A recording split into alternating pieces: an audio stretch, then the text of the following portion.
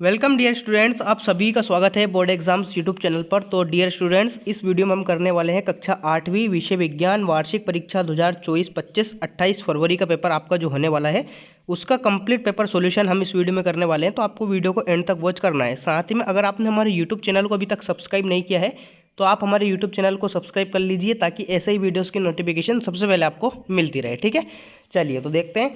राज्य शिक्षा केंद्र मध्य प्रदेश भोपाल वार्षिक परीक्षा सत्र 2024-25 विषय विज्ञान कक्षा 8वीं का हम पेपर करेंगे। पूर्णांक आपको 60 अंक का मिलेगा। आपका पेपर कोड आप देख लीजिए, समय आपको 2.5 घंटे का मिलने वाला है। ठीक है, चलिए जी। प्रश्न क्रमांक 1 से प्रश्न क्रमांक 5 तक आते हैं आपके बहुविकल्पी प्रश्न, जिनका आपको निर्देश आता है सही विकल्प चुनकर उत्तर लिखिए। प्रत्येक प्रश्न के लिए 1 अंक निर्धारित है। तो पहला प्रश्न है आपका, यीस्ट का उपयोग निम्न के उत्पादन में होता है। तो आपका ए ऑप्शन है चीनी, बी ऑप्शन है आपका एल्कोहल, सी ऑप्शन है आपका हाइड्रोक्लोरिक अम्ल और डी ऑप्शन है आपका ऑक्सीजन। तो प्रश्न क्रमांक 1 का आपका सही उत्तर क्या जाएगा? बा वाला ऑप्शन यानी कि एल्कोहल आपका इस क्वेश्चन का करेक्ट आंसर आने वाला है। प्रश्न 2 है आपका, निम्न पदार्थों में से सबसे पहले कौन जलेगा? तो आपका ए ऑप्शन है पेट्रोल, बी ऑप्शन है आपका लकड़ी, सी ऑप्शन है आपका लोहे की छड़ और डी ऑप्शन है आपका गत्ता। तो प्रश्न क्रमांक 2 का आपका सही उत्तर क्या जाएगा? पेट्रोल सबसे पहले जलेगा। ए ऑप्शन आपका इस क्वेश्चन का राइट आंसर आने वाला है। ठीक है, ए ऑप्शन। प्रश्न 3 है आपका, मैग्नीशियम का रिबन फीता वायु में जलने पर क्या क्या उत्पन्न करता है? तो ये आपका उत्पन्न करता है मैग्नीशियम ऑक्साइड, ऊष्मा और प्रकाश। ठीक है, सी ऑप्शन आपका इस क्वेश्चन का राइट आंसर होने वाला है। ठीक है, सी ऑप्शन। अगला है आपका प्रश्न क्रमांक 4, पौधों और जंतुओं की वह स्पीसीज जो किसी विशेष क्षेत्र में विशिष्ट रूप से पाई जाती है वह है। तो वह कहलाती है आपकी विशेष क्षेत्रीय स्पीसीज। ठीक है, ए ऑप्शन आपको इस क्वेश्चन का राइट आंसर लिख देना है, ए ऑप्शन। प्रश्न क्रमांक 5वां है आपका, लैंगिक प्रजनन में भाग लेते हैं। तो लैंगिक प्रजनन में भाग कौन लेते हैं? एक नर व एक मादा जंतु। बी ऑप्शन आपका इस क्वेश्चन का राइट आंसर आने वाला है। ठीक है, बी ऑप्शन। तो इस प्रकार से आपके जो पूछे गए हैं बहुविकल्पी प्रश्न वो यहाँ पे कंप्लीट हो जाते हैं। अगला प्रश्न देखते हैं। प्रश्न क्रमांक 6 से प्रश्न क्रमांक 10 तक आते हैं आपके रिक्त स्थान, जिनका आपको निर्देश दे रखा है नीचे दिए गए रिक्त स्थानों की पूर्ति कीजिए। प्रत्येक प्रश्न के लिए 1 अंक निर्धारित है। तो चलिए देखते हैं।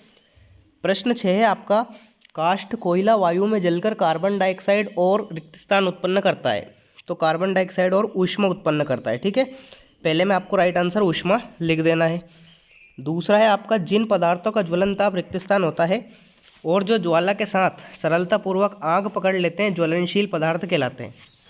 तो जिन पदार्थों का ज्वलन ताप बहुत कम होता है, ठीक है, जिन पदार्थों का ज्वलन ताप बहुत कम होता है और जो ज्वाला के साथ सरलतापूर्वक आग पकड़ लेते हैं ज्वलनशील पदार्थ कहलाते हैं। तो ये आपका प्रश्न क्रमांक 7 का उत्तर हो जाएगा। प्रश्न 8वां है आपका, कागज बचाने का अर्थ रिक्त स्थान को बचाना है। तो कागज बचाने का अर्थ पौधों को बचाना है। ठीक है, पौधों या पेड़ों को, क्योंकि पेड़ से ही क्या बनते हैं? कागज बनते हैं। तो कागज हम बचाएंगे तो पौधे अपने आप बच जाएंगे। ठीक है। प्रश्न 9 है आपका, वह निषेचन जो माता के शरीर के अंदर होता है, ठीक है, उसे हम क्या कहते हैं? तो वह कहलाता है आपका आंतरिक निषेचन। ठीक है, आंतरिक निषेचन। आंतरिक निषेचन आपका इस क्वेश्चन का राइट आंसर आने वाला है। प्रश्न क्रमांक 10वां है आपका, लड़कियों में मासिक धर्म चक्र की शुरुआत रिक्त स्थान कहलाती है। तो ये कहलाती है आपकी मेनार्चे। क्या कहलाती है? मेनार्चे। ठीक है, मेनार्चे रजोधर्म इसे बोल सकते हैं। तो मेनार्चे आपको इस क्वेश्चन का राइट आंसर लिख देना है। ठीक है, तो इस प्रकार से आपके रिक्त स्थान कंप्लीट हो जाते हैं। अगला प्रश्न आता है आपका अति लघुत्तरीय प्रश्न, जिनका आपको निर्देश आता है नीचे दिए गए प्रश्नों के उत्तर एक शब्द या एक वाक्य में लिखिए। प्रत्येक प्रश्न के लिए 2 अंक निर्धारित है। ठीक है, चलिए देखते हैं।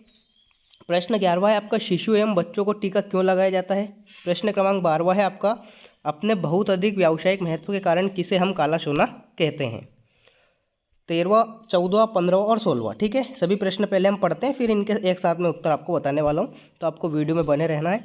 प्रश्न क्रमांक 13वां है आपका, कोयले के प्रक्रमण द्वारा 3 उपयोगी उत्पाद के नाम बताइए। ठीक है। प्रश्न क्रमांक 14वां है आपका, किन्हीं 2 राष्ट्रीय उद्यानों के नाम लिखिए। प्रश्न क्रमांक 15वां है आपका, मरुस्थलीकरण कब होता है? और प्रश्न क्रमांक 16वां है आपका, मनुष्य में गुणसूत्रों की संख्या कितनी होती है? ठीक है, ये आपका प्रश्न क्रमांक 16वां रहेगा। तो चलिए इन सभी प्रश्नों के उत्तर हम देखते हैं। आपके सामने प्रश्न क्रमांक 11 का उत्तर है, टीकाकरण क्यों लगाया जाता है, क्यों जरूरी है ये? तो इस प्रकार से आपको इसका उत्तर लिख देना है। प्रश्न क्रमांक 11वें का उत्तर ये हो जाएगा। अगला आता है आपका प्रश्न क्रमांक 12वें का उत्तर, किसे काला सोना कहते हैं? तो पेट्रोलियम को काला सोना कहा जाता है, ठीक है, काला सोना। नेक्स्ट आता है आपका 12वें प्रश्न का उत्तर, ये हो जाता है। अगला आता है आपका 13वें प्रश्न का उत्तर, ठीक है। कोयले के प्रक्रमण से प्राप्त होने वाले 3 उपयोगी उत्पाद आपको बताना था, तो कोक, कोल टार और कोल गैस, ठीक है।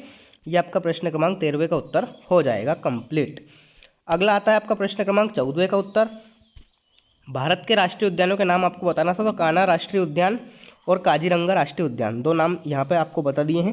प्रश्न क्रमांक 14वें का उत्तर ये हो जाएगा। अगला आता है आपका प्रश्न क्रमांक 15वें का उत्तर, ठीक है। मरुस्थलीकरण कब होता है? तो 2 कारण दे रखे हैं, प्राकृतिक कारण और मानवीय कारण, ठीक है। ये आपका प्रश्न क्रमांक 15वें का उत्तर हो जाएगा। नेक्स्ट 16वां प्रश्न का उत्तर आपके सामने है। ये आपका प्रश्न क्रमांक 16वें का उत्तर हो जाएगा। आमतौर पर मनुष्य के शरीर में हर कोशिका में 23 जोड़े गुणसूत्र होते हैं, यानी कुल 46 गुणसूत्र होते हैं। गुणसूत्र कोशिकाओं के केंद्रक में पाए जाने वाले धागे जैसी संरचना होती है। इनमें डीएनए होता है और ये आनुवांशिक निर्देशों को एक कोशिका से दूसरी कोशिका में ले जाते हैं, ठीक है। तो ये आपका प्रश्न क्रमांक 16वें का उत्तर कंप्लीट हो जाता है। नेक्स्ट अब आते हैं आपके लघुत्तरीय प्रश्न, प्रश्न क्रमांक 17 से प्रश्न क्रमांक 22 तक, जिनका आपको निर्देश दे रखा है। नीचे दिए गए प्रश्नों के उत्तर 30 से 40 शब्दों में लिखिए। प्रत्येक प्रश्न के लिए 3 अंक निर्धारित है, ठीक है। तो चलिए देखते हैं। प्रश्न 17 से प्रश्न 22 तक आपके सामने सारे क्वेश्चन हैं, तो इन क्वेश्चंस को आप पढ़ लीजिए। प्रश्न 17वां इस प्रकार से रहेगा, प्रश्न 18वां, प्रश्न 19वां, 20वां, 21वां और 22वां, ठीक है। ये आपके लघुत्तरीय प्रश्न है, प्रश्न क्रमांक 17 से प्रश्न क्रमांक 22 तक। तो इन सभी के उत्तर हम देख लेते हैं, ठीक है। आपने पढ़ लिए होंगे इन क्वेश्चंस को, अच्छी तरह से आप पढ़ लीजिए। चलिए देखते हैं। प्रश्न क्रमांक 17वें का उत्तर आपके सामने है, ठीक है। तो ये आपका प्रश्न क्रमांक 17वें का उत्तर रहेगा, ठीक है। अगला आता है आपका प्रश्न क्रमांक 18वें का उत्तर, इस प्रकार से रहेगा प्रश्न क्रमांक 18 का उत्तर। नेक्स्ट आता है आपका प्रश्न क्रमांक 19 का उत्तर, ठीक है। न्यूमेरिकल दे रखा है आपको, इस प्रकार से सॉल्व करना है इसको, ठीक है। ये आपका प्रश्न क्रमांक 19वें का उत्तर हो जाएगा। अगला आता है आपका प्रश्न क्रमांक 20वें का उत्तर, मुर्गी और मेंढक दोनों ही अंडे देते हैं, लेकिन इनमें निषेचन की प्रक्रिया अलग अलग होती है, क्यों? तो मुर्गी में होता है आंतरिक निषेचन, जबकि मेंढक में होता है बाह्य निषेचन, ठीक है। ये आपका प्रश्न क्रमांक 20वें का उत्तर रहेगा। प्रश्न क्रमांक 21वें का उत्तर आप देख लीजिए, जरायुज किन्हें कहते हैं और अंडप्रजक किन्हें कहते हैं, ठीक है। ये आपका प्रश्न क्रमांक 21वें का उत्तर कंप्लीट हो जाता है। 22वें का उत्तर आप देख लीजिए, इस प्रकार से रहेगा, वायुमंडलीय दाब किसे कहते हैं? तो ये आपका प्रश्न क्रमांक 22 का उत्तर रहेगा। लघुत्तरीय प्रश्न कंप्लीट हो जाते हैं। नेक्स्ट आते हैं आपके दीर्घोत्तरीय प्रश्न, प्रश्न क्रमांक 23 से प्रश्न क्रमांक 26 तक, जिनका आपको निर्देश दे रखा है। नीचे दिए गए प्रश्नों के उत्तर 70 से 80 शब्दों में लिखिए। प्रत्येक प्रश्न के लिए 5 अंक निर्धारित है, ठीक है। चलिए जी देखते हैं। प्रश्न 23वां, गेहूं की फसल उगाने के इन प्रक्रमों को सही क्रम में जमाना है आपको। ये जो आपके प्रक्रम लिखे हैं, तो इनको क्रम से जमाना है। पहले क्या करेंगे, फिर उसके बाद क्या करेंगे, फिर उसके बाद क्या करेंगे, ठीक है। 23वां प्रश्न। 24वां, निम्नलिखित को हितैषी और हानिकारक सूक्ष्म जीवों में वर्गीकृत आपको करना है। इन सभी को आपको जमा के लिखना है, कौन कौन हितैषी में आएंगे, कौन कौन हानिकारक में आएंगे, ठीक है। 25वां प्रश्न आप देख सकते हैं, संतति का लिंग निर्धारण किस प्रकार से होता है, विस्तार से समझाइए। और प्रश्न क्रमांक 26वां आप देख लीजिए, पहाड़ों पर वायुदाब कम क्यों होता है, कारण सहित लिखिए। तो इस प्रकार से हो जाता है आपका पूरा पेपर कंप्लीट। चलिए दीर्घोत्तरीय प्रश्नों के उत्तर हम देखते हैं। देखिए प्रश्न क्रमांक 23 में आपको क्रम से लिखना था केवल, इसके बाद में आप यहाँ तक लिखिए केवल, ठीक है। आपको ये वाली लाइनें नहीं लिखना है, क्योंकि आपको केवल इनको जमा के लिखना है। पहले नंबर पे क्या करेंगे, तो पहले नंबर पे हम करेंगे मिट्टी तैयार करना, ठीक है। फिर दूसरे नंबर पे आपको केवल लिखना है बुआई, ये यहाँ से आपको कुछ नहीं लिखना है, ठीक है, यहाँ से कुछ नहीं लिखना है। फिर आपको लिखना है सिंचाई। फिर चौथे नंबर पे खरपतवार से सुरक्षा, 5वें नंबर पर खाद एवं उर्वरक देना, 6ठे नंबर पर कटाई और 7वें नंबर पर गेहूँ का भंडारण, ठीक है। तो इस प्रकार से आपको उत्तर लिख देना है 23वें का। 24वें का उत्तर आप देख लीजिए, हितैषी सूक्ष्मजीव में क्या क्या आएंगे, यीस्ट आ जाएगा। इसमें भी आपको आगे कुछ नहीं लिखना है, केवल आपको वर्गीकृत करना था। ये लाइन आपको नहीं लिखनी है, केवल आपको यीस्ट लिखना है, ठीक है। यीस्ट आ जाएगा, लैक्टोबैसिलस आ जाएगा, राइजोबियम आ जाएगा। जबकि हानिकारक सूक्ष्मजीव में क्या क्या आ जाएंगे, मलेरिया परजीवी आ जाएगा, रोटी की फफूंद आ जाएगी और अन्य परजीवी आ जाएंगे, ठीक है। ये आपका 24वें का उत्तर कंप्लीट। 25वें प्रश्न का उत्तर आप देख लीजिए, संतति का लिंग निर्धारण किस प्रकार से होता है, ठीक है। तो ये आपका 25वें का उत्तर रहेगा। इसको जूम करके भी आप देख लीजिए। देखिए 25वें का उत्तर हम देख रहे हैं, ठीक है।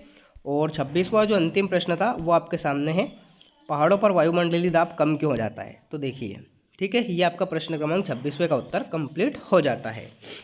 तो डियर स्टूडेंट्स, कक्षा 8वीं वार्षिक परीक्षा थर्ड पेपर जो आपका होने वाला है विज्ञान का, कंप्लीट पेपर सॉल्यूशन हमने इस वीडियो में देख लिया है। अगर आपको कोई डाउट है तो कमेंट बॉक्स में कमेंट करके ज़रूर बताइए। साथ ही हमारे यूट्यूब चैनल को आप सब्सक्राइब कर लीजिए ताकि ऐसे ही वीडियोस की नोटिफिकेशन आपको मिलती रहे। मिलते हैं अगले वीडियो में, तब तक के लिए टाटा बाय बाय, जय हिंद, वंदे मातरम।